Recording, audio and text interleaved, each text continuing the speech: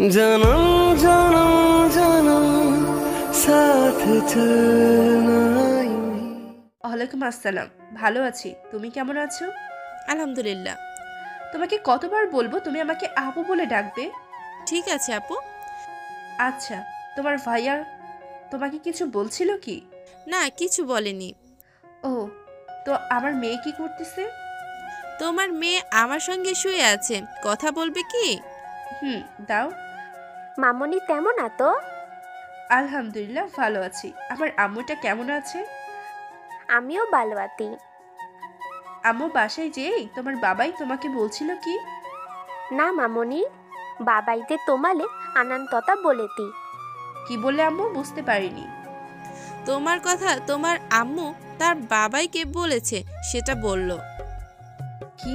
আমার আম্মু তো দেখছি বড় হয়ে গেছে। মামনি। আচ্ছা আম্মু, পরে কথা হবে। আত্মা মামনি।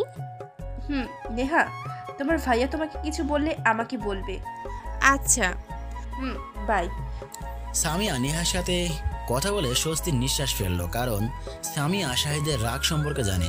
আমি অফিস থেকে বাসায় আসলাম, সন্ধ্যায় ছাদে গেলাম। ছাদে যে দোলনায় বসতেই রাফি ফোন দিল।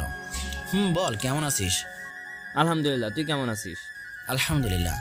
শাহিদ, আজকে তোর বাবা আর ভাইয়া আমার বাসায় এসেছিল। কেন? তুই কোথায় আছিস তা আমি জানি কি না, তাই হঠাৎ করে খোঁজ খবর নিচ্ছে। তোর বাবা, সামিয়া, তোর ভাই, এক কথায় তোর পরিবার, সামিয়ার পরিবার আর রিপার পরিবারের সবাই সত্যটা জেনে গেছে। তুই যে নির্দোষ তা জেনে গেছে। কিন্তু কিভাবে জানলো? গতকাল তোকে বললাম না যে সামিয়া তোর বাসায় এসেছিল? আসলে সামিয়া তোর সম্পর্কে জানতে এসেছিল, আর এসেই তোর বাবা তাকে হাসপাতালে নিয়ে যায়। হাসপাতালে রিপাকে ভর্তি করানো হয়েছে, আর সেখানে রিপা সবাইকে ডেকে সব সত্যি বলে দেয়। ও, কিন্তু রিপার কি হয়েছে? Brain tumour. ও, আমার বাসার সবাই কেমন আছে? সবাই ভালো আছে, কিন্তু তোর আম্মু তোর চিন্তা করে অসুস্থ হয়ে পড়েছে। তুই চলে আয় ভাই। তা সম্ভব নয়। আচ্ছা, ভালো থাকিস বলেই ফোনটা কেটে দিলাম। আম্মুর কথা প্রচুর মনে পড়তেছে। রাবির কাছ থেকে এই খবর পেয়ে আমি যা খুশি হয়েছি তা বলে বোঝাতে পারবো না, কারণ পরিবারের লোকদের কাছে এক মিথ্যা ষড়যন্ত্রের জন্য আমি ছিলাম পাপী। এখন তারা সত্যিটা জানে, কিন্তু আম্মুর কথা ভেবে নিমিষে মনটা খারাপ হয়ে গেল। আমি তো আর তাদের কাছে যাচ্ছি না।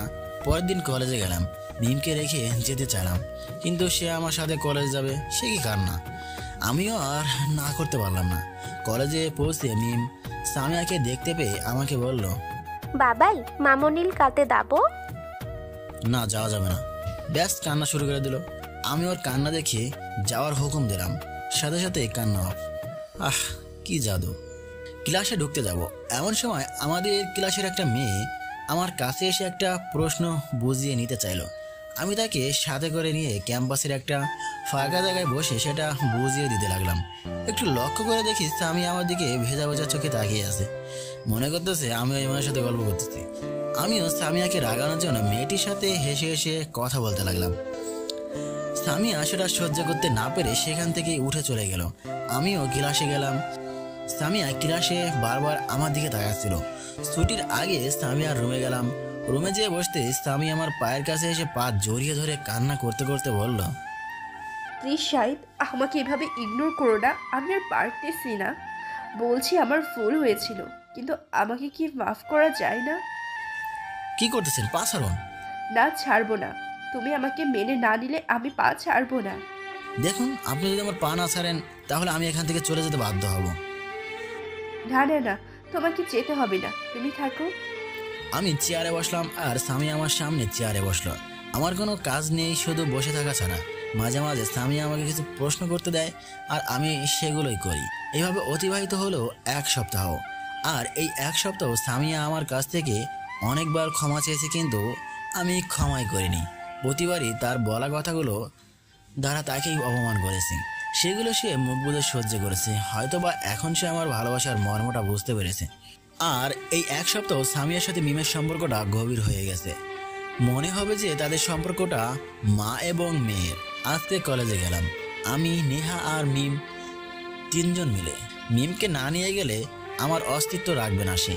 ক্লাস শুরুর সময় নোটিশ দিল যে প্রিন্সিপাল স্যার সকল ক্লাসের ছাত্রছাত্রীদের হলরুমে উপস্থিত হতে বলেছেন। ছুটির সময় সবাই হলরুমে গেলাম। এরপরে প্রিন্সিপাল স্যার বললেন, প্রিয় শিক্ষার্থীবৃন্দ, আজকে আমি তোমাদের একটু খুশির কথা বলবো। আমি আশা করি তাতে তোমরা সকলে সম্মতি প্রদান করবে। আর তাহলে আগামী 27 তারিখে এই কলেজ থেকে সিলেট কক্সবাজার 3 দিনব্যাপী ট্যুরে যাওয়া হবে। ঠিক আছে, তাহলে তোমরা এখন থেকে প্রস্তুতি নাও। হলরুম থেকে বের হয়ে নেহার কাছে গেলাম। নেহার সঙ্গে মিমো ছিল। ওদের দুজনকে নিয়ে বাসায় আসলাম। বাসায় এসে গোসল করে জোহরের নামাজ পড়ে সবাই একসাথে লাঞ্চ করতে বসলাম। তখন আমি নেহাকে বললাম, নেহা তুই যাবি কি ট্যুরে? আসলে ভাইয়া আমি যেতে চাচ্ছি না। কেন? সেখানে যাওয়ার মানে অযথা খরচ করা, আর আমার জন্য তুমি কত খরচ করবে বলো? নেহার কথা শুনে ঠাস ঠাস করে গালে দুইটা লাগিয়ে দিয়ে বললাম, কি বললি? তোর জন্য আমি কত খরচ করব? মানে বোঝাতে চাচ্ছিস তুই আমার কেউ না? শোন, তুই যদি না যাস তাহলে আমিও যাব না। বলেই খাবার টেবিল থেকে উঠে রুমে এসে শুয়ে পড়লাম। ভাবতেই পারিনি নেহা আমাকে এই কথা বলবে। হয়তোবা আমাকে এখনো পর ভাবে, এখনো আপন করে নিতে পারেনি, কিন্তু সে তো আর জানে না সে আমার কাছে কতটা আপন। রুমে চোখ বন্ধ করে শুয়ে থেকে এসব ভাবতেছি আর চোখ দিয়ে পানি পড়তেছে। হঠাৎ বুঝতে পারলাম রুমে কেউ ঢুকলো। চোখ খুলে দেখি নেহা দাঁড়িয়ে আছে। আমি বললাম, কিছু বলবি? আমি তো তোর কেউ না। নেহা এসে আমাকে জড়িয়ে ধরে কান্না করতে করতে বলল, ভাইয়া তুমি আমাকে এত ভালোবাসো, আমাকে মাফ করে দাও ভাইয়া। আমি বুঝতে পারিনি আমার কথার দ্বারা তুমি এত কষ্ট পাবে। আমি ভেবেছিলাম আমার আম্মু মারা যাওয়ার পরে এই পৃথিবীতে কেউ আর আমাকে ভালোবাসবে না, কেউ আমার সাথে ভালো ব্যবহার করবে না, কিন্তু আল্লাহর রহমতে আমি একজন ভাইকে পেয়েছি যে নিজেকে থেকে বেশি আমার কেয়ার করে। প্লিজ ভাইয়া আমাকে ক্ষমা করে দাও।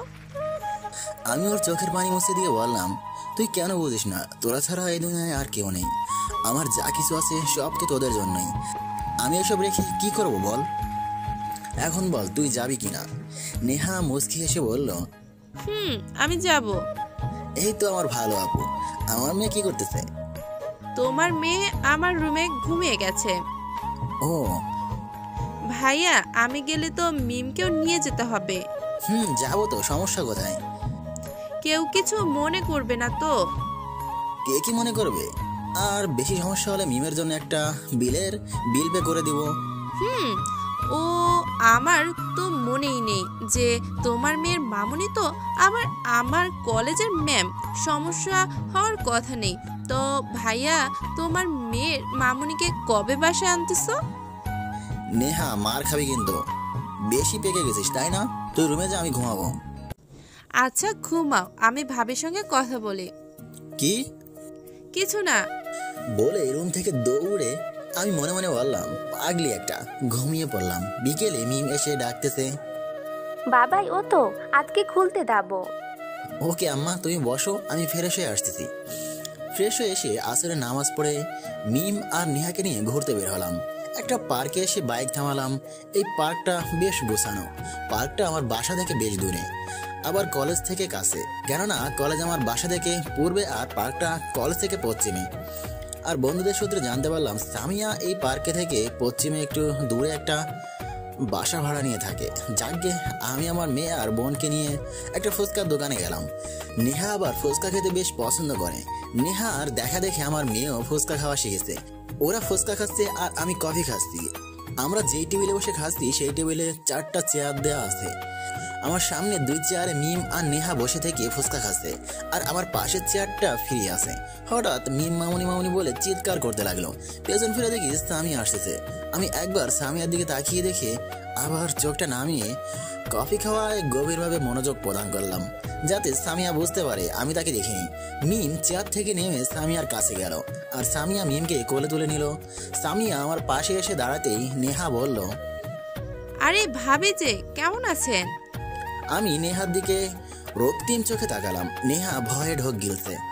আলহামদুলিল্লাহ। নরদিনী তুমি কেমন আছো? আমিও ভালো আছি ভাবি। সরি আপু। সামিয়া আমার দিকে তাকিয়ে মুচকি এসে বলল, আরে তুমি এত ভয় পাচ্ছ কেন? আর তুমি আমাকে ভাবি বললেই ডাকতে পারো।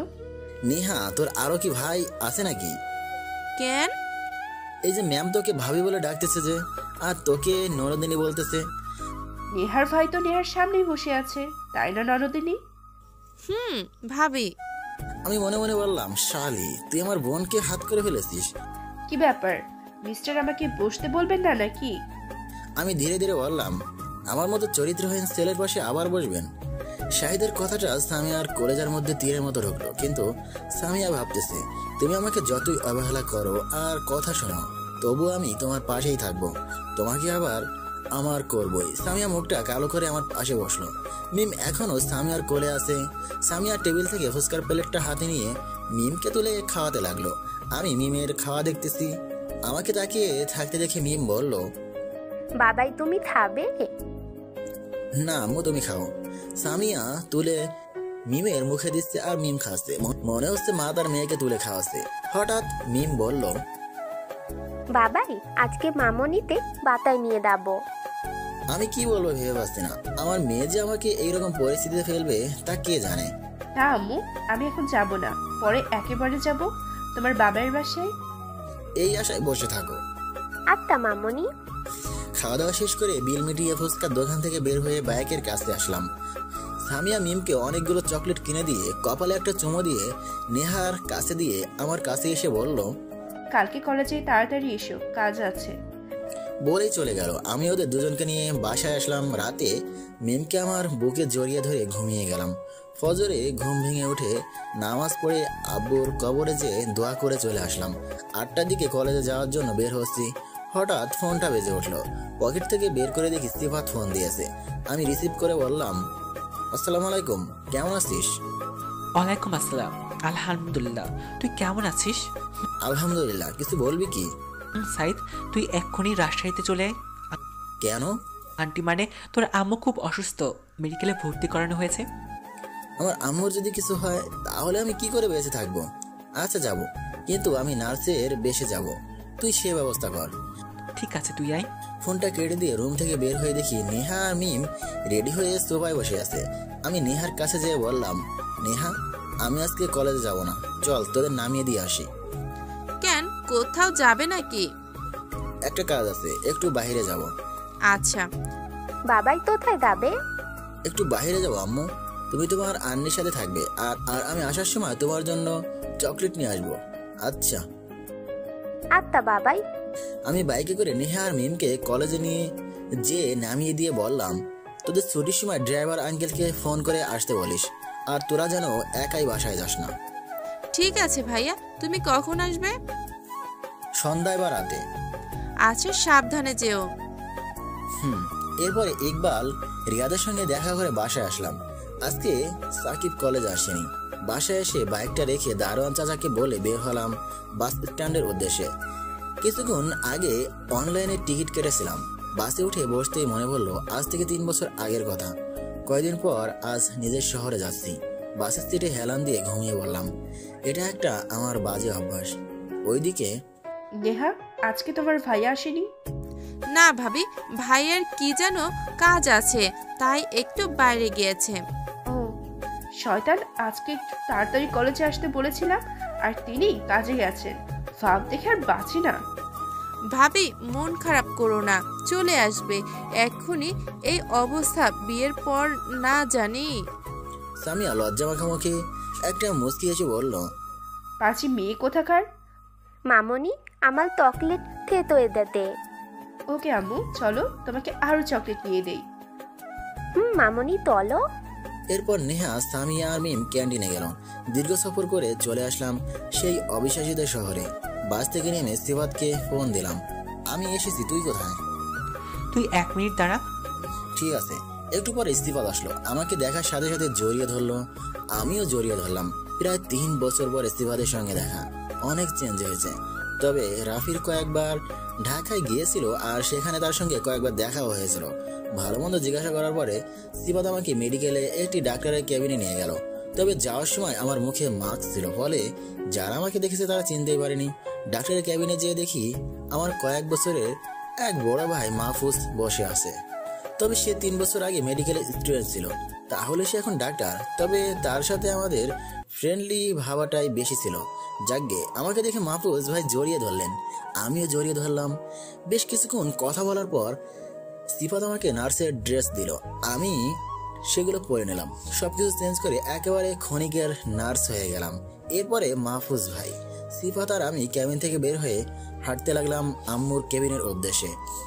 আম্মুর কেবিনের সামনে যেয়ে দেখি আমজাদ চৌধুরী বিপরীত মুখ হয়ে ফোনে কারোর সাথে যেন কথা বলতেছে, তবে বুঝতে পারিনি, কিন্তু কথা শুনে বুঝতে পারলাম এটা আমজাদ চৌধুরী। আম্মুর কেবিনের ভিতরে পা বাড়ালাম, বুকের ভিতর ধুকপুক ধুকপুক করতেছে। অনেক কষ্টে নিজেকে সামলে নিয়ে কেবিনের ভিতরে ঢুকলাম। কেবিনের ভিতরে ঢুকে যা দেখলাম তাতে আমার চোখ দিয়ে আপনা আপনি পানি বের হয়ে যাচ্ছে, আর চোখ দুটি অন্ধকার হয়ে আসতেছে। আমি কাকে দেখতেছি? আমার আম্মুকে চেনাই যাচ্ছে না। চেহারাটা শুকিয়ে গেছে, মনে হচ্ছে ঠিকমতো খাওয়া দাওয়া করে না। চোখের নিচে কালো দাগ পড়েছে, হয়তোবা আমার জন্য কান্না করতে করতে চোখের নিচে এমন দাগ পড়েছে। বেডের সঙ্গে লেপ্টে শুয়ে আছে। আম্মুর এক পাশে ভাইয়া আর অন্য পাশে ভাবি বসে আছে। ভাবির কোলে একটা ছেলে সন্তান, মনে হয় এটা তাদের ছেলে। মাহফুজ ভাই আম্মুকে চেক আপ করার জন্য আম্মুর কাছে গেলেন। ভাইয়া আর ভাবিকে উদ্দেশ্য করে বললেন, সাইম ভাই, আপনি আর ভাবি একটু বাইরে যাবেন প্লিজ, রোগীর চেক আপ করতে হবে তো, আপনারা বাইরে গেলে ভালো হয়। ভাইয়া আর ভাবি কেবিন থেকে বের হয়ে গেল। তবে যাওয়ার সময় ভাইয়া আমাদিকে কয়েকবার সন্দেহের চোখে তাকালো। ভাইয়া আর ভাবি যাওয়ার পরে আমি দরজাটা ভালোভাবে লাগিয়ে দিয়ে আসলাম, কারণ হলো যাতে সবাই বুঝতে পারে আমি একজন নার্স, আর দরজা লাগানোর মাধ্যমে নার্সের কাজটাই প্রকাশ করলাম। আম্মুর মাথার কাছে যেয়ে বসলাম। আম্মু এতক্ষণ ঘুমিয়েছিল। আমি আম্মুর কপালে হাত বুলিয়ে দিতেই আম্মু জেগে গেল। আম্মু চোখ খুলেই বলতে লাগলো, বাবা সাহেব কই তুই? একবার আমার কাছে আয় বাবা, এসে আম্মু বলে ডাক। কোথায় গেলি তুই? আম্মু এসব বলতে চার চোখ দিয়ে পানি ফেলতেছে। আমিও নীরবে কান্না করতেছি। আম্মুর চোখ বন্ধ করে আবার বলতে লাগলো, শাহিদ বাবা, আমি আর বাঁচবো না বাবা, কোথায় আছিস? একবার আমার কোলে আয় বাবা। এই তোরা কোথায় আছিস? আমার শাহিদকে আমার কোলে এনে দে। হঠাৎ আম্মু কথা বলা বন্ধ করে দিল কেন? মাহফুজ ভাই দেখে বলল সেন্সলেস হয়ে গেছে। এরপরে আমি আম্মুকে একবার দেখে আবার মাহফুজ ভাই আর সিফাতের সঙ্গে মাহফুজ ভাইয়ের ক্যাবিনে আসলাম। ক্যাবিনে এসে সোফায় ধপাস করে বসে পড়লাম। এমন পরিস্থিতিতে কেমন করে আমার আম্মুকে রেখে চলে যাব? চোখের সামনে আমার জন্মদাতির এমন অবস্থা কেমন করে সহ্য করি? আমি তো আর কিছুই করতে পারবো না, সেই অধিকার আমার নেই। দূর থেকেই আমাকে কেঁদে কেঁদে বালিশ ভিজাতে হবে। আমি মাহফুজ ভাইয়াকে বললাম, ভাইয়া, আমার আম্মুর অবস্থা এখন কেমন? আসলে শাহিদ, তোমার আম্মুর অবস্থা এখন বেশ খারাপ, তুমি এখানে চলে এসো। বলা তো যায় না কখন কি হয়, আর তোমার আম্মুর এই অবস্থা শুধু তোমার কথা চিন্তা করে। তাই বলি কি ভাই, তুমি আবার তোমার মায়ের কোলে ফিরে এসো। হ্যাঁ সাইদ, তুই ফিরে আয়। দেখলি তো আজকে আন্টি তোর জন্য কেমন আচরণ করলো। শুধু আজকে নয়, আন্টিকে হাসপাতালে ভর্তি করানোর পরে প্রতিদিন আমি দেখতে আসতাম, আর প্রতিদিনই আন্টি তোর জন্য কান্না করতো। প্লিজ ভাই, সব কিছু ভুলে আবার ফিরে আয়। মানুষ তো ভুল হতেই পারে। প্লিজ ভাই, তুই চলে আয়। আমি আর কি বলবো, আমারও তো মন চায় মায়ের কাছে ফিরে এসে সেই ছোট্টবেলার মতো মায়ের কোলে মাথা রেখে শুয়ে থেকে রাখাল ছেলের পিঠা গাছের গল্প শুনতে, সেই আলাদিনের আশ্চর্যের প্রদীপের গল্প শুনতে, কোলে শুয়ে থেকে চাঁদের সাথে গল্প করতে, মায়ের হাতে হাত তুলে খাইতে। কিন্তু এক অজানা শক্তি এসে বাধা দিচ্ছে। ওদের সঙ্গে কিছুক্ষণ কথা বলে আবার আম্মুর কেবিনে গেলাম। কেবিনে ঢুকে দেখি ভাবি আম্মুর পাশে বসে আছে। আমি প্রেশার চেক করার বাহানায় আম্মুকে দেখে হাসপাতাল থেকে বাইরে আসলাম। বাইরে এসে সিফাতকে বলে বাস স্ট্যান্ডে চলে আসলাম। বাসে উঠে সিটে বসতেই ফোনটা বেজে উঠলো। হাতে নিয়ে দেখি নেহা ফোন দিয়েছে। কেটে দিয়ে আমি ফোন দিলাম। নেহা রিসিভ করে বলল, আসসালামু আলাইকুম ভাইয়া, কোথায় আছো? ওয়ালাইকুম আসসালাম, বাসে উঠতেছি। ও, কখন তুমি বাসায় পৌঁছাবে? সন্ধ্যায়। মিম কোথায়? আমার সঙ্গেই আছে, কথা বলবে? দে। বাবাই কোথায় এত? বাসে উঠেছি আম্মু, তুমি কি করতেছো? আমি মামনিল তোলে থুয়াতি। কি, তোমার মামনি আমার বাসায় কেন? তখন সামিয়া বলল, আমি থাকবো না তো কে থাকবে? আপনি আমার বাসায় কেন? তারপরে আবার আমার অনুমতি না নিয়ে, আর এসবের মানে কি? বারে, আমি আমার হবু স্বামীর বাসায় থাকবো, এটা আবার কার অনুমতি লাগবে? আর এসবের মানে তুমি ভালো করে জানো। দেখুন, এসব বাদ দিন, এসবের আর আশা করবেন না, হয়তো আপনারই ভালো হবে বলেই ফোনটা কেটে দিলাম। কথা বলার আর ইচ্ছা নাই। একটু পরে বাস ছেড়ে দিল। বাস তার আপন গতিতে চলতেছে, আর আমি বাইরের দিকে তাকিয়ে আছি। ভাবতেছি আম্মু আমাকে ছাড়া থাকবে কি করে? আম্মুর যদি কিছু হয়ে যায় তাহলে আমি নিজেকে ক্ষমা করতে পারবো না। আচ্ছা, আমি কি ফিরে আসবো? আবার কি তৈরি হবে তাদের সাথে আমার আজ থেকে 3 বছর আগের সেই সম্পর্ক? তাদের হলেও আমার কিন্তু হবে না। তাদের প্রতি সেই ভালোবাসা, সেই শ্রদ্ধা, তবে আম্মুর প্রতি আমার সেই ভালোবাসা, সেই শ্রদ্ধা একই থাকবে, বরং তার থেকে বেশি আম্মুর প্রতি আমার ভালোবাসাটা বৃদ্ধি পেয়েছে। কারণ একটা মা তার ছেলেকে কতটা পরিমাণ ভালোবাসে সবসময় তার কথাই বলবে, তার চিন্তায় নিজেকে মৃত্যুর মুখে ঠেলে দেবে। সব মায়েরাই মনে হয় এমনই হয়। হে আল্লাহ, আপনি আমার আম্মুকে সুস্থতা দান করুন। ভাবনার জগৎ থেকে বের হয়ে আসলাম ফোনের রিংটোনের আওয়াজে। পকেট থেকে বের করে দেখি রাফি ফোন দিয়েছে। আমি রিসিভ করলাম। হ্যালো শাহিদ, তুই নাকি রাজশাহীতে এসেছিস? তুই কখন ফিরবি? রাফি তার বাবার এক কাজের জন্য সাথে সিলেট গেছে, যা আমাকে সিবাত বলল। আজকে রাতে বের হব। ও, তুই আজকে না হয় আমার বাসায় যা, আমি আসতেছি তো। আরে না, আমি বাসে উঠেছি, ঢাকায় যাব। আচ্ছা, ভালোভাবে যাস। ঠিক আছে। ফোন রেখে সিটে হেলান দিয়ে ঘুমিয়ে পড়লাম। বেশ কিছু সময় ধরে ঘুমালাম। বাসের হেল্পারে ডাকে ঘুম ভাঙলো। বাস থেকে নেমে ড্রাইভার আঙ্কেলকে ফোন দিয়ে আসতে পারলাম। ঘড়ির দিকে তাকিয়ে দেখি সন্ধ্যা 7টা বেজে গেছে, তার মানে মাগরিবের আজান হয়ে গেছে। হে আল্লাহ, আপনি আমাকে এত ঘুম কোথা থেকে দিয়েছেন? পাশের একটা মসজিদে যেয়ে নামাজ পড়ে বের হয়ে আসলাম। একটা দোকানে যেয়ে আমার মেয়ের জন্য এক বক্স চকলেট আর নেহার জন্য 1 প্লেট ফুচকা কিনলাম। একটু পরে ড্রাইভার আঙ্কেল গাড়ি নিয়ে আসলেন।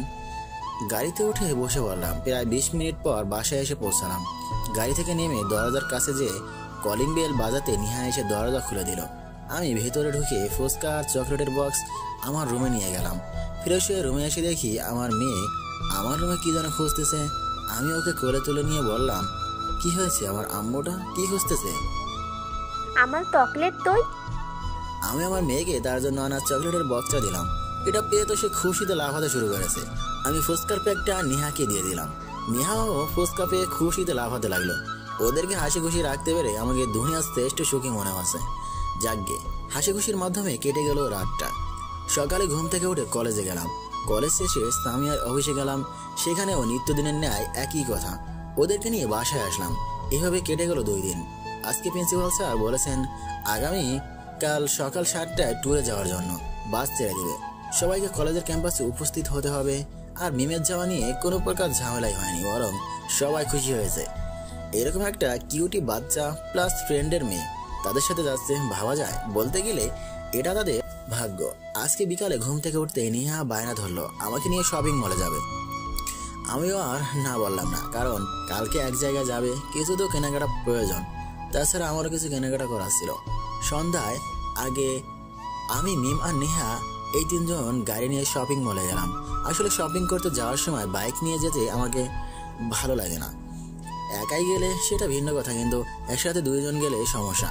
একে তো কয়েকখালি ব্যাগ, তার উপর আবার আসতে রাত হবে, বা হওয়াটাই স্বাভাবিক। গাড়ি পার্কে রেখে মিমকে কোলে নিয়ে নেহার হাত ধরে শপিং মলে গেলাম। প্রথমে লেডিস সাইডে গেলাম। ওমা, সেখানে যেয়ে দেখি আমার এক্স ইংলিশ আমার কিউটির মামুনির কাছে দাঁড়িয়ে আছে। ওহ, তাহলে নেহা ওকে আমাদের আসার কথা বলেছে। এরপর ম্যামকে নিয়ে দোকানের ভিতরে ঢুকলাম। নেহা আর সামিয়া তাদের শপিং করতে ব্যস্ত। আমি আর আমার মেয়ে অসহায়ের মতো তাদের শপিং করা দেখতেছি। একটু পরে সামিয়া সেলসম্যানকে মিমের জন্য কিছু পোশাক দেখাতে বলল। আমি নেহাকে বললাম, আপু তোর ফোনটা একটু দে তো। নেহা আমাকে ওর ফোনটা বের করে দিল। দেখি ফোনটা বেশ পুরনো হয়ে গেছে।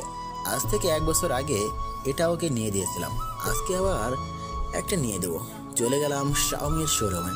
সেখান থেকে নিসমরিলা একটা ফোন কিনে লুকিয়ে নিয়ে যেয়ে গাড়িতে রাখলাম সারপ্রাইজ দেবো বলে। ও, নেহার মোবাইল ফোন যে জন্য নিলাম সেটা তো করাই হলো না। কল লিস্টে যেয়ে দেখি ভাবি নামে সেভ করা। একটা নাম্বার বেশি কথা হয়। নাম্বারটা দেখে তো বেহুশ হওয়ার মতন অবস্থা, কেননা আমার এই নাম্বারটা হলো আমার এক্সের। তার মানে নেহাই সামিয়াকে সব কিছু বলে। দাঁড়া, দেখাচ্ছি মজা। সুন্দর করে এক্সের নাম্বারটা ব্লক লিস্টে রাখলাম। কাজ শেষে চলে আসলাম ওদের কাছে। ওদের এখনো শপিং করা শেষ হয়নি। নেহাকে ওর ফোন দিয়ে দিলাম। আমি আমার প্রয়োজনীয় কিছু কাপড় নিলাম। ওদেরকে নিয়ে একটা জুয়েলারিতে গেলাম। সেখানে যে একটা নেকলেস আমার নজর আটকে গেল। আমি হেল্প বয়কে এটা প্যাক করে দিতে বললাম। আমি যখন নেকলেসটা প্যাক করে দিতে বলছিলাম তখন স্বামী আমার দিকে তাকিয়ে মিষ্টি মিষ্টি হাসতেছে। সে মনে করেছে এটি আমি তার জন্য কিনেছি। এবার দেখো মজা কেমন লাগে। নেহাকে বললাম, নেহা এই নেকলেসটা ভালোভাবে রাখিস তো, এটা মিমিকে গিফট করব। শাহিদের কথা শুনে সামিয়ার ভেতরে মনে হচ্ছে কেউ হাতুড়ি দিয়ে পেটাচ্ছে, তবুও সবকিছু নীরবে সহ্য করে নিল। এত কিছু করার পরও যদি তাকে শাহিদকে হারাতে হয়, তখন আমি নেহাকে বললাম, আরে আমাদের ক্লাসের চিনিস না, কয়েকদিন আগে আমাকে প্রপোজ করেছিল। আমি কয়েকদিন সময় চেয়েছিলাম, এখন ভেবেছি ট্যুরে যে এই নেকলেস দিয়ে আমি আবার প্রপোজ করব। শাহিদের কথায় নেহা অবাক হয়ে গেল। নেহা ভাবতেও পারেনি তার ভাই অন্য একজনকে ভালোবাসে। সামিয়া আর এক মুহূর্ত দেরি না করে দৌড়ে শপিং মল থেকে বের হয়ে গেল। আমি অবাক হলাম, কি ব্যাপার, এইটুকু কথাতে সামিয়া এত হার্ড হবে ভাবতেই পারিনি। হলে হবে আমার কি, কেবল তো শুরু। নেহা আর মিমকে নিয়ে বাসায় আসলাম। বাসায় বসে ঘড়িতে দেখি রাত 9টা বেজে গেছে। ভেবেছিলাম কোনো রেস্টুরেন্টে ডিনার করে আসবো, কিন্তু তার হলো না। রুমে এসে ফিরে মোবাইলে বক্সটা নিয়ে নেহা রুমে গেলাম। তবে একটা জিনিস ভাবাচ্ছে, গাড়িতে ওঠার পর থেকে বাসায় আসার অবধি নেহা আমার সাথে একটাও কথা বলেনি। মিম গাড়িতে ঘুমিয়ে গিয়েছিল। ওকে কোলে করে নিয়ে এসে আমার বিছানায় শুয়ে দিলাম। নেহা রুমে যেয়ে দেখি নেহা শুয়ে আছে। আমি নেহাকে ডাক দিলাম, আপু তোর কি শরীর খারাপ? আমার কথা শুনে নেহা উঠে বসে বলল, না ভাইয়া, ঠিক আছি। তাহলে? এমনি শুয়ে আছি। ওহ, এই নে, এটা তোর জন্য। কি আছে এখানে? Mobile phone. আচ্ছা, রেখে দাও। নেহার এমন আচরণে আমি অবাক হয়ে গেলাম। নেহাকে বললাম, কি হয়েছে আপু তোর? ভাইয়া, তুমি কি সত্যি মিমকে ভালোবাসো? ও, এতক্ষণে বুঝতে পারলাম এই ব্যাপার। আরে ভাবি পাগল রে। কেন? এমনি বলতেছি। আমি মুচকি এসে বললাম, সেটা পরে বুঝতে পারবি, চল ডিনার করবি। আমি খাবো না, তুমি খাও। সেটা বললে হবে না, তুইও চল আমার সাথে। শেষে আমার জোরাজোরিতে ডিনার করার জন্য রাজি হলো। অতঃপর দুই ভাই বোন মিলে ডিনার করে যে যা রুমে গেলাম। আমি রুমে এসে আমার এবং আমার মেয়ের 3 দিনের প্রয়োজনীয় ড্রেসগুলো ল্যাকেজে ভরে নিলাম। নেহা ডিনার করে রুমে এসে সামিয়াকে ফোন দিল। হ্যালো ভাবি, কি করতেছো? এই তো বসে আছি। তুমি? ডিনার করে রুমে আসলাম। ভালো। তোমার কণ্ঠ এমন লাগতেছে কেন? কান্না করছো? কি করব বলো, যার জন্য এত কিছু করলাম সে আজ অন্য কারোর। ভাবি, তোমার ভেঙে পড়লে চলবে না। ভাইয়া হয়তো তোমাকে হার্ট করার জন্য কথাটা বলেছে। তাছাড়া আমি ভাইয়াকে চিনি, কোনোদিন আমার কাছে কোনো কথা লুকায়নি। মিম যদি সত্যি প্রপোজ করতো তাহলে আমাকে আগে বলতো, বুঝছো? তুমি লেগে থাকো। ঠিক আছে, পরে কথা হবে। নেহার কথা শুনে সামিয়া কিছুটা শান্তি পেল। ফজরে ঘুম থেকে উঠে গোসল করে নামাজ পড়ে নেহা আর মিমকে ডেকে তুললাম। মিমকে ফ্রেশ হয়ে নিয়ে ডাইনিং টেবিলে আসলাম। নেহা এখনও ডাইনিং টেবিলে আসেনি। একটু পরে নেহা আসলো। গতকাল বুয়াকে কিছু খাবার রান্না করে ফ্রিজে রেখে দিতে বলেছিলাম। 3 জন একসাথে নাস্তা করে রুমে এসে ড্রেস আপ করে বের হয়ে গাড়িতে এসে বসলাম। এরপরে ড্রাইভার আঙ্কেল আমাদের কলেজে নিয়ে যেয়ে নামিয়ে দিলেন। কলেজে পৌঁছে ঘড়িতে দেখি 6টা 30 মিনিট বেজে গেছে। নেহার ফ্রেন্ডদের কাছে গেল। আমি আমার মেয়েকে নিয়ে আমার বন্ধুদের কাছে যেতেই প্রিন্সিপাল স্যার সকলকে গাড়িতে ওঠার জন্য বললেন। সিট লটারির মাধ্যমে নির্ধারণ করা হয়েছে। একটু পরে সামিয়া এসে আমার কাছে থেকে মিমকে নিয়ে গেল। মিমকে নিয়ে যাওয়ার পরেই ইকোনমিক্স স্যার এসে আমাকে বললেন, এই লিস্ট নিয়ে সকল বাসে গিয়ে দেখো তো সবাই ঠিকমতো উঠেছে কিনা। ঠিক আছে স্যার। এরপরে সকলের বাসে যেয়ে দেখে আসলাম সবাই ঠিকঠাকই বসেছে। মোট 5টি বাস যাচ্ছে আমাদের কলেজ থেকে। কয়েক বছর পর আমাদের কলেজ থেকে ট্যুরে যাচ্ছে, এই জন্য স্টুডেন্টদের যাওয়ার আগ্রহটা বেশি। যাকে আমি আমার ডিপার্টমেন্টের জন্য যেই বাস ফিক্স করা হয়েছে সেটাই গেলাম। ও মা, গাড়িতে উঠতেই দেখি আমার বন্ধুরা সহ সবাই নিজ নিজ সিটে বসে পড়েছে। সব সিট পূর্ণ হয়ে গেছে। আমার পকেট থেকে টিকিটের কার্ডটা বের করে দেখি 36 নম্বর সিটটা আমার। 36 নম্বর সিটে যেহেতু আমি অবাক, কারণ আমার পাশের সিটে বসে আছে মিমি, যার কথা আমি গতকালকে শপিং মলে বলেছিলাম। আমার পাশের সারির 2 সিট পিছনে সামিয়া এবং আইসিডি বিভাগের ম্যাম বসেছিলেন। তবে আমাদের কথা ওরা ওদের সিট থেকে শুনতে পাবে না। মিম সামিয়ার কোলে বসেছিল আর নেহা অন্য পাশে বসেছিল। আমি সিটে বসতে মিম আমাকে দেখতে পেল। আমাকে দেখেই বলল, বাবাই, আমি তোমার কাতে তাবো। ঠিক আছে আম্মু, এসো। মিমকে আমি আমার কাছে নিয়ে এসে সিটে বসে পড়লাম। জানালার পাশে আমি বসেছি আর আমার পাশে মিমি বসেছে। মিমকে কোলে নিয়ে আদর করতেছে। আগে ক্লাসে নিয়ে যাওয়ার কারণে সকলে মিমকে চিনে, কিন্তু মিম সবাইকে চিনে না। তেমনি মিমির ক্ষেত্রেও হয়েছে। মিমি মিমকে চিনে, কিন্তু মিম মিমিকে চিনে না, তার মানে তেমন পরিচিত নয়। বাবা এটাতে এটা তোমার মামনি নয় আম্মু, আজ থেকে মামনি বলে ডাকবে। আচ্ছা ঠিক আছে বাবাই। মামনি, আমার জন্য চকলেট এনে তো। এই নাও আম্মু। মিমি ওর ব্যাগ থেকে চকলেট বের করে দিল, মনে হয় চকলেট নিয়েই এসেছিল। সামিয়ার দিকে তাকিয়ে দেখি সামিয়া আমাদের দিকে চেয়ে আছে।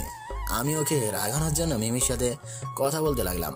আচ্ছা মিমি, তুমি এত সুন্দর কেন? তোমার সেই কাজল কালো চোখ, সেই আপেলের মতো গাল, সেই পাগল করা হাসি, সব মিলিয়ে মনে হয় যেন স্বর্গের কোনো রমণী নেমে এসেছে। মিমি মাথা নিচু করে লজ্জামাকে হাসি দিয়ে বলল, ধ্যাত, কি যে বলো না। আমি আর একটু পাম দিয়ে বললাম, সত্যি মিমি, তোমার রূপের কোনো তুলনা হয় না। তবে যাই বলো না কেন, তোমার মতো সুন্দরী আমাদের কলেজে নেই। মিমি খুশিতে গদগদ হয়ে বলল, সত্যি? হ্যাঁ সত্যি, মন তো চাচ্ছে তোমাকে আমার মেয়ের আম্মু বানিয়ে ফেলি। সামিয়ার দিকে তাকিয়ে দেখি রাগে ফুসতেছে। যাক, তাহলে ওষুধ কাজে লেগেছে। রাগে ওর নাক কান লাল হয়ে গেছে। এটা সামিয়ার একটা অভ্যাস। মিমি মুচকি এসে বলল, না করেছি কে, বানিয়ে ফেলো। ও মা, এই মেয়ে বলে কি? আমি ওর দ্বারা আমার এসকে রাগাতে যাচ্ছি, আর সে বলতেছে তাকে আমার মেয়ের আম্মু বানাতে। আমি মিমিকে সান্ত্বনা দিয়ে বললাম, আমি আমার পরিবারের সাথে কথা বলে দেখি, জানো কেমন? ঠিক আছে জানো। বলেই আমার গালে কিস করে বসলাম। হায় আল্লাহ, এ আমি কার পাল্লায় বললাম? সামিয়া আর এসব সহ্য করতে না পেয়ে তার সিট থেকে উঠে আমাদের কাছে এসে মিমিকে বলল, এই মেয়ে এখানে কি চুমাচুমি করতে আসছো? মিমি ভয়ে ঢোক গিলতে গিলতে বলল, না মানে ম্যাম। কি মানে মানে করতেছো? আমার সিটে যে বসো, যাও। কেন ম্যাম? আবার কথা বলো। আমি যা বলতেছি তাই হবে, যাও বলতেছি। আর যেন কখনো তোমাকে শাহেদের সাথে না দেখি। কি আর করার। মিমি মন খারাপ করে সামিয়া সিটে যেয়ে বসলো। সামি আমার পাশে বসলো, আর আমি মনের আনন্দে কানে হেডফোন লাগিয়ে গান শুনতে লাগলাম। মনে হচ্ছে আমি কিছুই জানি না।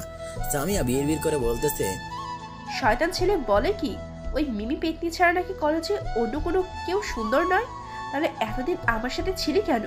এতদিন যখন আমার সঙ্গে রিলেশন করেছিলি তখন তো এত সুন্দর করে আমাকে বলিসনি যে তোমার গালগুলো আপেলের মতো সুন্দর, কাজল কালো চোখগুলো বেশি সুন্দর, আর আজকে একটা পেতনিকে পেয়ে আমাকে ভুলে গেছিস। বলি কি তাকে আবার প্রপোজ করবে? দাঁড়া, তোর প্রপোজ করা আমি করাচ্ছি। সামিয়া যা যা বলতেছে সবকিছু আমি শুনতে পাচ্ছি, কারণ গানটা তখন আমি বন্ধ করে দিয়েছি। সামিয়াকে বললাম, ম্যাম কিছু বলতেছেন? সামিয়া আমার দিকে করুণ চোখে তাকিয়ে থেকে বলল, আচ্ছা সাহেব, সত্যি কি আমি তোমার অযোগ্য হয়ে গেছি? এসব বলতেছেন কেন? আর মিমিকে উঠে দিয়ে আপনি এখানে বসলেন কেন?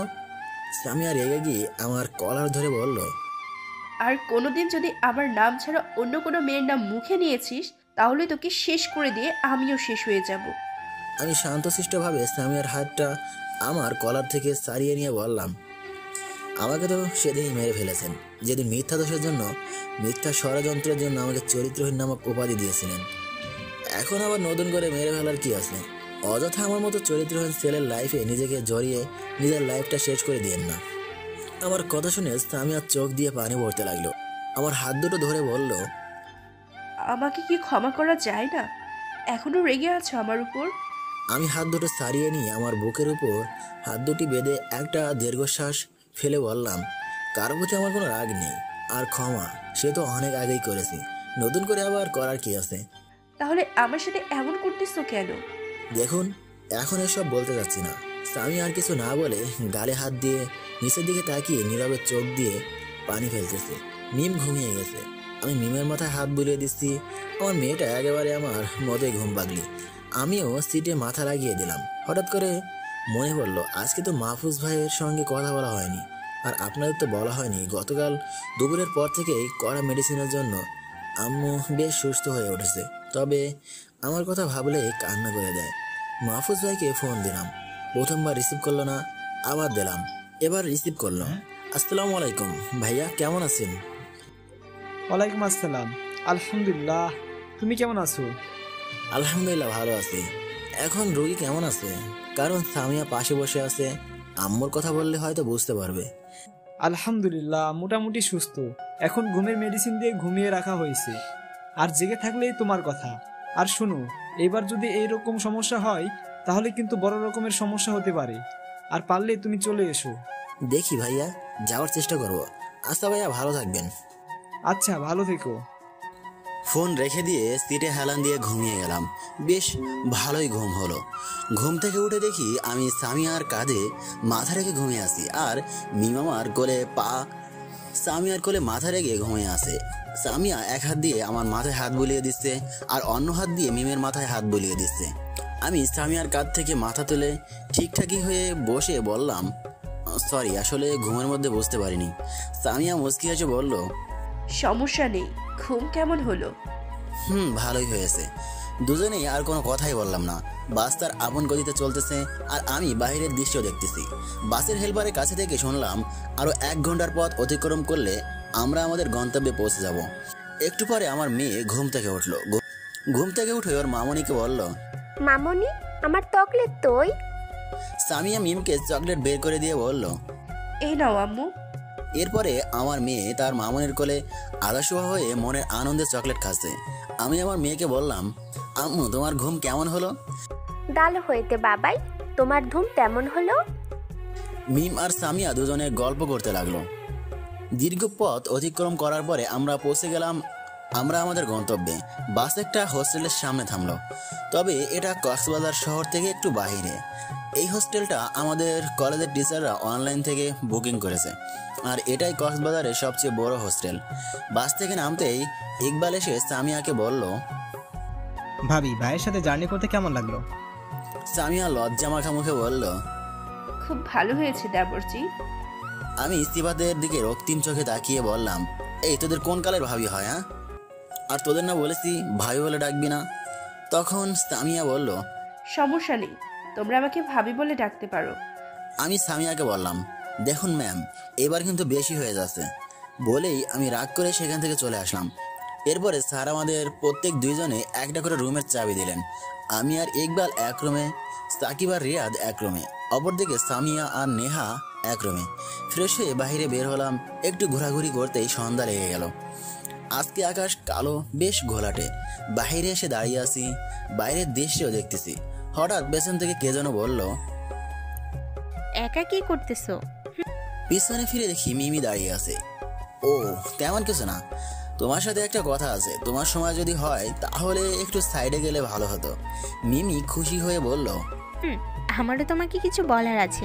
আচ্ছা চলো, কোথায় যাবে? এসো। এরপরে মিমকে নিয়ে একটা ফাঁকা জায়গায় গেলাম। সেখানে যেয়ে মিমিকে বললাম, মিমি, তোমাকে যে কথাটা বলবো তারপরে যেন কোনো উল্টাপাল্টা কিছু মনে করো না, আর আমাকে ভুল বোঝো না। কি এমন কথা বলবে তার জন্য এমন বলতেছো? তুমি আগে আমাকে কি বলতে চেয়েছিলে তাই বলো, পরে আমি বলতেছি।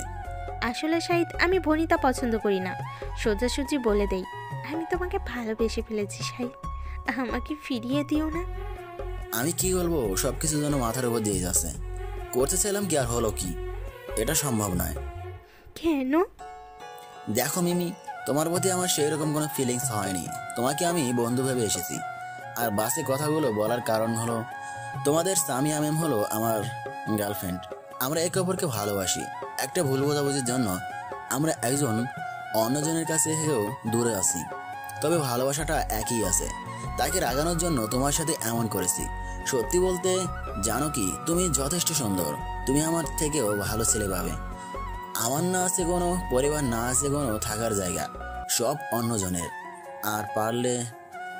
আমার কথা শেষ হতে না হতেই কোথা থেকে সামিয়া এসে সজোরে মিমির গালে 2টা থাপ্পড় মারল। মিমি তাল সামলাতে না পেরে পড়ে গেল। সামিয়া মিমিকে তুলে বলতেছে, তোমাকে কতবার বলছি শাহিদের সঙ্গে কথা বলবি না, তারপরও শুনিসনি। বলেই আর একটা থাপ্পড় দিতে যাবে, ঠিক তখনই আমি ওর ঘাটটা ধরে ঠাস ঠাস করে 2টা থাপ্পড় লাগিয়ে দিলাম। বেশ জোরে মারার জন্য সামিয়ার ঠোঁটের কিছু অংশ কেটে গেছে। সামিয়া আমার দিকে অবাক দৃষ্টিতে তাকিয়ে আছে। হয়তোবা কখনো ভাবতেই পারিনি তাকে আমি মারবো।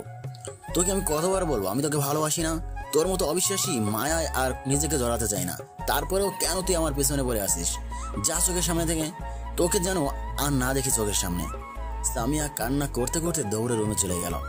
আমার মাথায় রক্ত উঠে গেছে। কি করবো বলেন? এখানে তো আর মিমির কোনো দোষ নেই। আমি তো মিমিকে এখানে নিয়ে এসেছি। আমি মিমিকে বললাম, সরি মিমি, আমার জন্য তোমাকে এরকম পরিবেশের সম্মুখীন হতে হলো, আমাকে মাফ করে দাও। আরে সমস্যা নেই, যে কোনো মেয়ে তার ভালোবাসার মানুষটির কাছে অন্য কাউকে দেখলে সহ্য করতে পারে না। আর তুমি হয়তো আমার ভাগ্যে নেই, আমরা বন্ধু হয়ে থাকতে পারি তো নাকি? আচ্ছা, তোমাদের সম্পর্কটা কত দিনের? বন্ধু হতে পারি। আর আমাদের সম্পর্কের কথা জানতে চাও তাহলে? এরপর কলেজ থেকে শুরু করে সামিয়ার সাথে প্রেম, বাসা থেকে বের হওয়া সবকিছুই বললাম। আমার কথা শুনে মিমি কান্না করতে করতে বলল, এত কিছু হয়েছে তোমার উপর? তবে কথা দাও, এসব কথা ম্যামের সাথে আমার রিলেশনের কথা কাউকে বলবে না। ঠিক আছে, তবে শাহিদ, ম্যাম তোমাকে হয়তো ভালোবাসে, আর কষ্ট দিও না। জানি, তবে আর একটু দেবো। এমন কিছু করো না যাতে আবার হারিয়ে যায়। আরে না, আচ্ছা রুমে যাওয়া যাক নাকি? চলো। এরপরে রুমে এসে দেখি ইকবাল শুয়ে থেকে ফোন টিপতেছে। আমি সোফায় বসে থেকে নেহার কাছে ফোন দিয়ে মিমের কথা জানলাম। একটু পরে ডিনার করার জন্য ডেকে গেল। সকলে একসাথে হোস্টেলের ক্যান্টিনে যেয়ে ডিনার করলাম। ডিনার করে যে যার রুমে আসলাম। দীর্ঘক্ষণ জার্নি করার জন্য শরীরটা বেশ ক্লান্ত হয়ে পড়েছে, এই জন্য আজকে ঘোরাফেরা না করে একটু আগেই সবাই ঘুমিয়ে পড়ল। তবে ডিনার সময় নেহাকে একাই দেখলাম ওর বান্ধবীদের সাথে। মিম এতক্ষণ ঘুমিয়ে গেছে, কিন্তু সামিয়া ডিনার করলো না কেন? হুশ, এত ভেবে কাজ নেই। রুমে এসে ঘুমিয়ে পড়লাম। রাত বেশি হয়নি, কেবল 9টা বেজেছে। ইকবাল ঘুমিয়ে পড়েছে। একটা রুমে 2টা করে বেড আছে, যার ফলে শুয়ে থাকতে অসুবিধাই হবে না। শুয়ে পড়তে ঘুমিয়ে গেলাম। হঠাৎ ফোনটা বেজে উঠলো। হাতে নিয়ে দেখি নেহা ফোন দিয়েছে। ঘুম কোথাও উধাও হয়ে গেল। ওদের কারো কিছু হলো না তো? 1 পাউন্ড টেনশন নিয়ে ফোনটা রিসিভ করলাম। হ্যালো নেহা, কারো কিছু হয়েছে কি? ভাইয়া, তুমি তাড়াতাড়ি আমার রুমে এসো। কেন? তুমি এসো তাড়াতাড়ি বলে ফোনটা কেটে দিল। আমি রুম থেকে বের হয়ে আমার রুমের দরজাটা বাইরে থেকে লাগিয়ে দিয়ে নিহার রুমের কাছে গেলাম। দরজায় ধাক্কা দিতে নিহা এসে দরজা খুলে দিল। আমি রুমের ভিতরে ঢুকে সামিয়ার বেডের দিকে তাকিয়ে দেখতে পাই আমার কলিজাটা কেঁপে উঠল। কারণ সামিয়া বেডের উপর শুয়ে আছে, আর তার গায়ের উপর কম্বল থাকার পরেও থর থর করে কাঁপতেছে আর আবল দাবল বকতেছে। সামিয়ার কোল্ডে অ্যালার্জি আছে, যার জন্য এখন তার অবস্থা বেশি খারাপ। সামিয়ার এই অবস্থা দেখে আমার বুকের ভেতর মোচড় দিয়ে উঠলো। হাজার হলেও সে আমার ভালোবাসা। মুখে থেকে যতই বলে না কেন ভালোবাসি না, কিন্তু অন্তরে তার প্রতি ভালোবাসা একই রয়েছে। তবে তার প্রতি আমার অভিমানটাও এখনো আছে। জানি না এই অভিমানটা শেষ হবে কবে। আমি সামিয়ার বেডের কাছে যেয়ে সামিয়ার কপালে হাত দিয়ে দেখি জ্বরের কারণে সামিয়ার কপাল পুড়ে যাচ্ছে। আমি নেহাকে জিজ্ঞাসা করলাম, নেহা, ম্যামের এই অবস্থা হলো কি করে?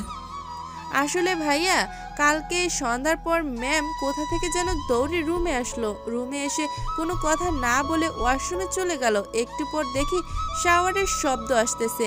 আমি মনে করলাম জার্নি করার জন্য শরীরটা ক্লান্ত হয়ে পড়েছে, তাই শাওয়ার নিচ্ছে। আমিও আর কিছু বললাম না। প্রায় আধ ঘন্টা পার হয়ে যাচ্ছে, তবু বের হয়ে আসতেছে না। আমি ওয়াশরুমের দরজা ঠেলে ভিতরে ঢুকে দেখি ম্যাম ওয়াশরুমে মেঝেতে বসে থেকে কান্না করতেছে, আর মাথার উপর ঝর্ণা থেকে পানি পড়তেছে। আমি জিজ্ঞাসা করলাম, কি হয়েছে তোমার? ম্যাম বলল, কিছু হয়নি। তাহলে এখন এইভাবে শাওয়ার ছেড়ে বসে আছে কেন? আমার কিছু হয়নি, প্লিজ তুমি এখান থেকে চলে যাও, আমাকে একাই থাকতে দাও।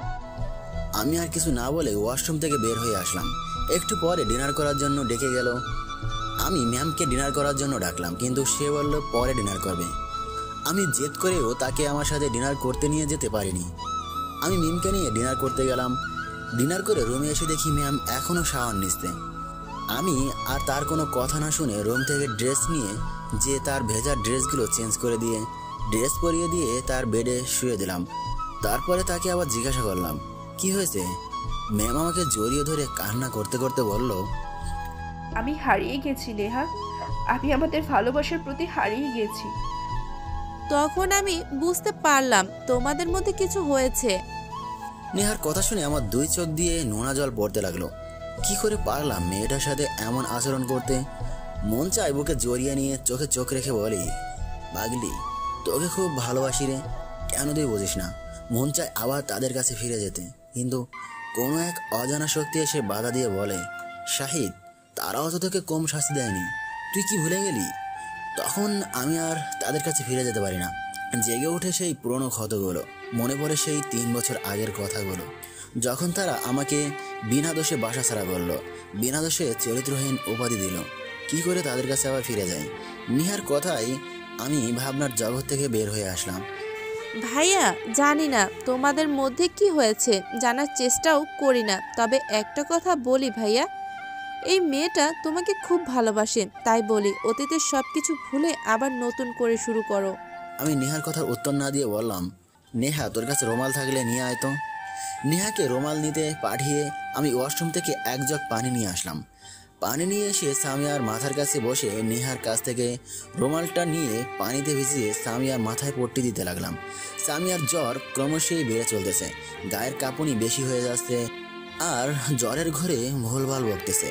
আমি আমার রুমে এসে ব্যাগ থেকে জ্বরের ক্যাপসুল নিয়ে এসে সামিয়াকে খাইয়ে দিলাম। সামিয়া এখনও অসচেতন অবস্থায় আছে। প্রায় 45 মিনিট ধরে জ্বর পট্টি দেওয়ার পরে সামিয়া কিছুটা স্বাভাবিক হলো। এতক্ষণ নেহা আমার পাশে বসেছিল। আমি নেহাকে বললাম, আপু তুই মিমকে নিয়ে তো বেডে শুয়ে পড়। আমি এখানে বসে আছি, তুমি তোমার রুমে যেয়ে ঘুমিয়ে পড়ো। আমি এখানে আছি, তুই যে ঘুমিয়ে পড়, জাগলে তুই অসুস্থ হয়ে পড়বি। ঠিক আছে ভাইয়া। এরপরে নেহা মিমকে সামিয়ার বেড থেকে নিয়ে যে ওর বেডে ঘুমিয়ে পড়লো। আমি সামিয়ার মাথাটা আমার কোলের উপর তুলে নিয়ে মাথায় হাত বুলিয়ে দিচ্ছি আর মাথায় জলপট্টি দিয়ে দিচ্ছি। এক্সের সেবা করতে করতে কখন যে রাত শেষ হয়ে গেছে বুঝতেই পারিনি। ফজরের আজানের সময় সামিয়ার বেড থেকে উঠে নিজের রুমে এসে অজু করে নামাজ পড়ে বেডে গাটা এলিয়ে দিলাম। এখন সামিয়ার জ্বরটা ছেড়ে গেছে, তবে একটু একটু আসছে। সকাল 7টায় ঘুম থেকে উঠে সোজা মেডিসিন কর্নার থেকে কিছু জ্বরের ওষুধ নিয়ে এসে নেহাকে বললাম, নেহা এই মেডিসিনগুলো তোর ম্যামকে খাইয়ে দিস। ঠিক আছে ভাইয়া। এখন জ্বর কেমন আছে? জ্বর নেই, তবে এই মেডিসিনগুলো খাইয়ে দিলে একবারে সেরে যেতে পারে। ঠিক আছে। রুমে এসে ফ্রেশ হয়ে ইকবাল আর আমি বসে আছি। একটু পরে রিয়াদ আর সাকিব আমাদের রুমে আসলো। সাকিব আর রিয়াদ বসতেই ইকবাল বলতে শুরু করলো, জানিস তোরা, আমাদের শাহিদ ভাই আজকে রাতে ভাবের কাছে ছিল। ইকবালের কথা শুনে সাকিব আর রিয়াদ আমার দিকে মুখ খোলা রেখে তাকিয়ে আছে, মনে হচ্ছে আমি অন্য গ্রহ থেকে এসেছি। তখন সাকিব বলল, আরে আগে শুনি তো নাকি? বল। রাত প্রায় 10টা বাজে, আমার ঘুম ভেঙে গেল। পাশের বেডে তাকিয়ে দেখি শাহিদ নেই। মনে করলাম ওয়াশরুমে গেছে, কিন্তু বেশ কিছুক্ষণ পার হয়ে যাওয়ার পরে ওয়াশরুম থেকে বের হচ্ছে না। আমি ওয়াশরুমে ঢুকে দেখি কেউ নেই। গেল কই রে? আমি ভাবলাম হয়তো বাইরে গেছে। রুম থেকে বের হয়ে এসে দেখি বাইরে নেই। ম্যামের রুমে উকি দিয়ে দেখি আমাদের জানের দোস্ত শাহিদ কথা বলতেছে। তার মানে ভাইয়া ভাবির রুমে গেছে। আমি রুমে এসে শুয়ে পড়লাম। ফজরের একটু আগে ঘুম থেকে উঠে দেখি শাহিদ এখনও আসেনি।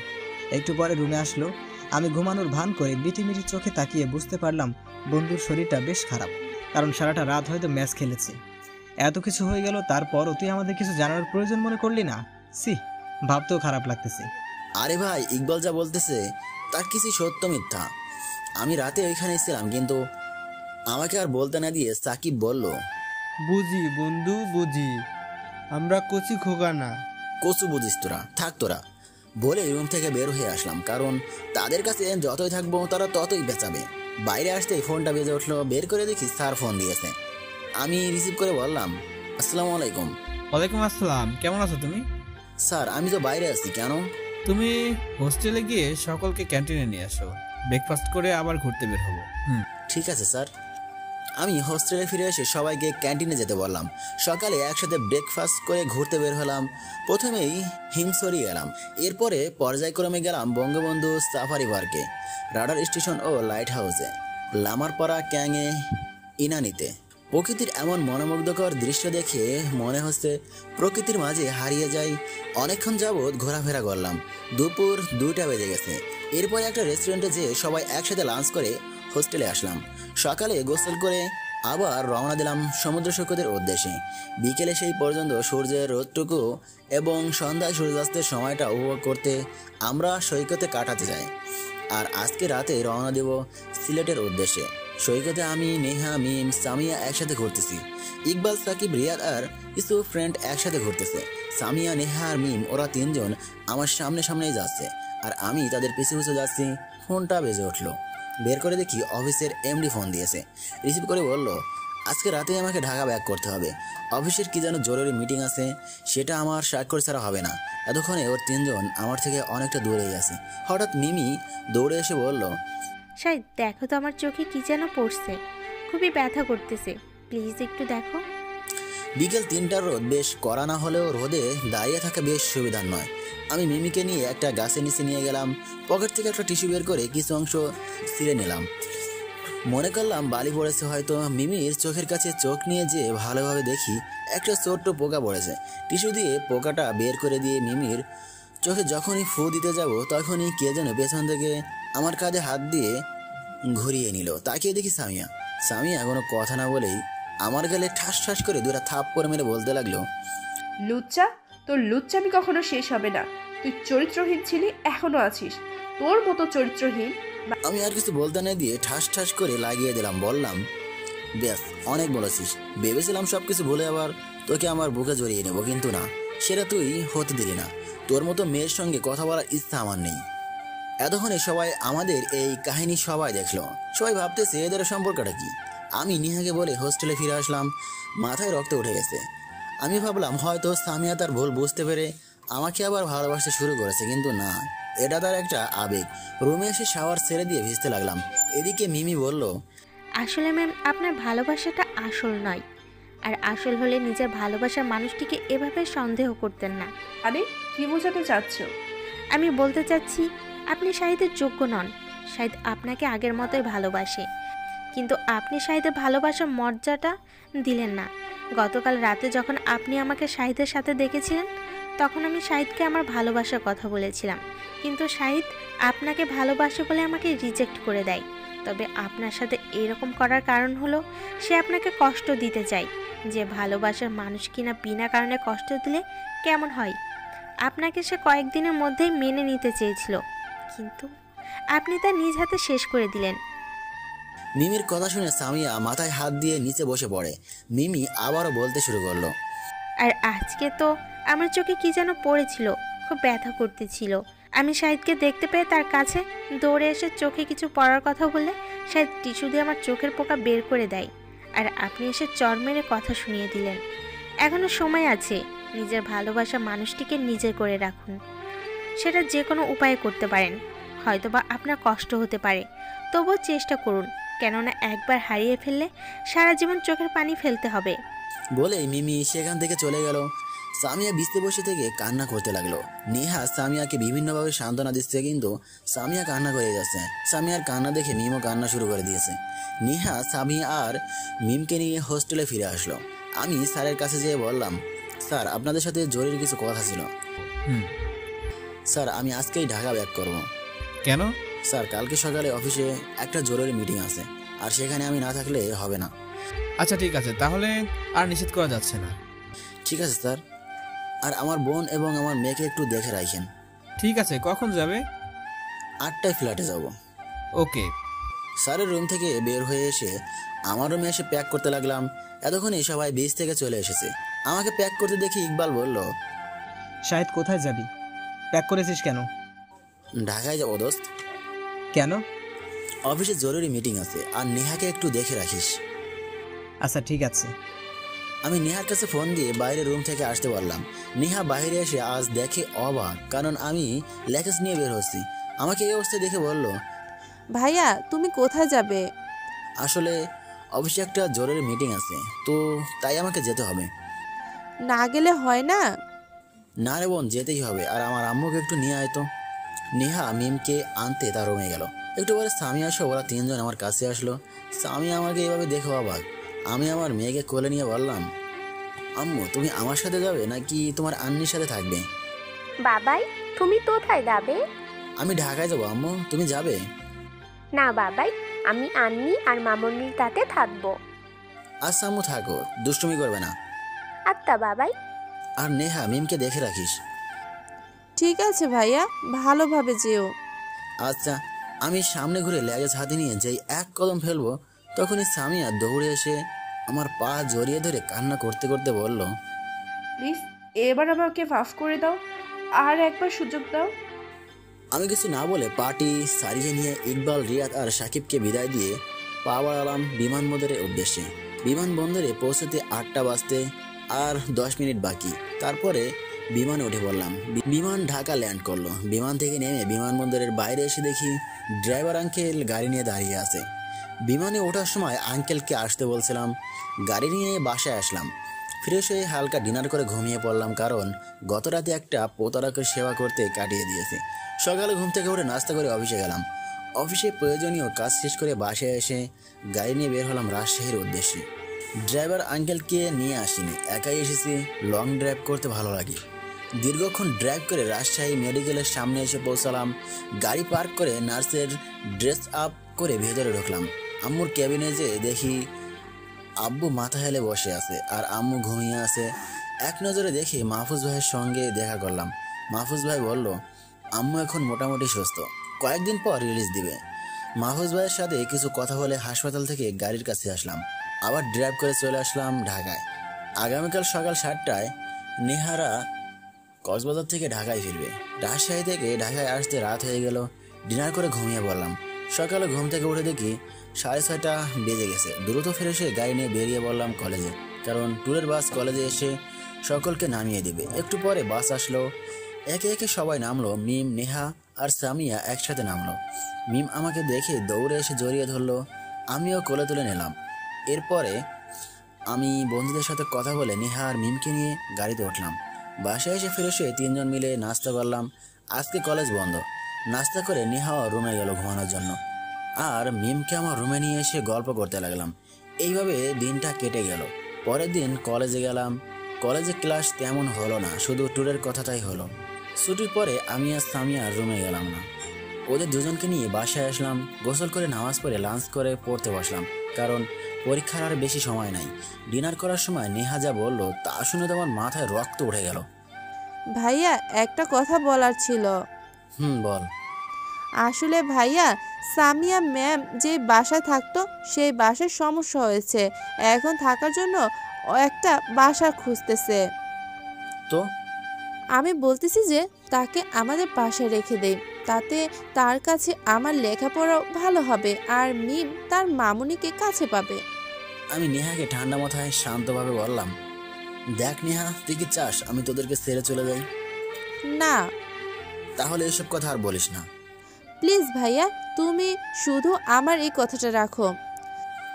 আমি এই বিষয়ে আর কোনো কথা বলতে চাচ্ছি না। এই কথা বলে খাবার টেবিলে থেকে উঠে মিমকে নিয়ে রুমে আসলাম। মিমকে ঘুম পাড়িয়ে রেখে ছাদে গেলাম। ছাদে যে আকাশের তারাদের দিকে তাকিয়ে মনে মনে বলতেছি, কেন সামিয়া, কেন কেন তুমি আমার সেই পুরোনো কষ্টগুলো মনে করিয়ে দিচ্ছ? আমি তো তোমাকে ছাড়া ভালোই ছিলাম। কোথা থেকে তুমি এসে আবার তোমার সেই মায়া জড়িয়ে ফেললে? সেই মায়ার কাছে তোমার প্রতি আমার ঘৃণাটা হার মেনে নিয়েছিল।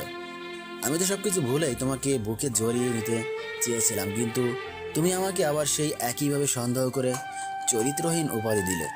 বেশ, আমি চরিত্রহীনই হলাম, কিন্তু আমার কাছে আসার জন্য, আমার বাসায় থাকার জন্য এইরকম করতেছে কেন? হয়তোবা তুমি মনে করছো আমি কিছু বুঝতে পারিনি। দেখি তুমি কত দূর দৌড়াতে পারো। নেহা মন খারাপ করে ডাইনিং টেবিল থেকে উঠে রুমে আসতেই ওর ফোনটা বেজে উঠলো। বেড থেকে ফোনটা হাতে নিয়ে দেখে সামিয়া ফোন দিয়েছে। নেহা রিসিভ করলো। আসসালামু আলাইকুম ভাবি, কেমন আছো? ওয়ালাইকুম আসসালাম, আলহামদুলিল্লাহ। নেহা, তোমার ভাইয়া কি বললো? আসলে ভাবি, ভাইয়া তো রাজি হচ্ছে না। ও, মন খারাপ করো না, সব ঠিক হয়ে যাবে।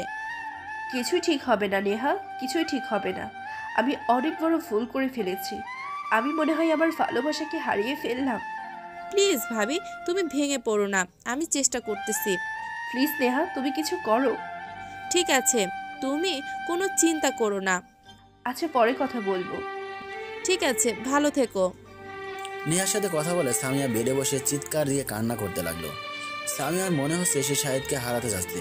বড্ড বেশি ভালোবাসে সে, কিন্তু কিভাবে যে কি হয়ে গেল। হয়তো বেশি ভালোবাসার জন্য সন্দেহটা বেশি, আর একটা সম্পর্ক ভাঙতে সন্দেহের অবদান সবচেয়ে বেশি।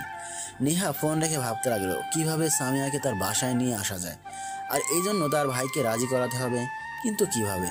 একটু পরে মনে হলো তার ভাই তো তার কান্না আর সহ্যই করতে পারে না। এসব ভাবতেই ঘুমিয়ে গেল। অনেক রাত পর্যন্ত ছাদ থেকে তারাদের খেলা দেখে রুমে এসে শুয়ে পড়লাম। ফজরের আজানে ঘুম ভাঙলো। ঘুম থেকে উঠে অজু করে নামাজ পড়লাম। নামাজ পড়ে একটু স্টাডি করলাম। 8টার সময় আমি আর আমার মেয়েকে নিয়ে নিচে এসে ডাইনিং টেবিলে বসে আছি। নেহা আসলে একসাথে ব্রেকফাস্ট করে কলেজ যাব। আমার মেয়ের সাথে গল্প করতেছি, মানে ট্যুরে যেয়ে কি দেখলো, ওর মামনি কি খাওয়ালো, কি বললো, এসব আর কি। গল্প করতে করতে 20 মিনিট পার হয়ে যাওয়ায় পরও নেহা আসতেছে না। আমি আমার মেয়েকে বললাম,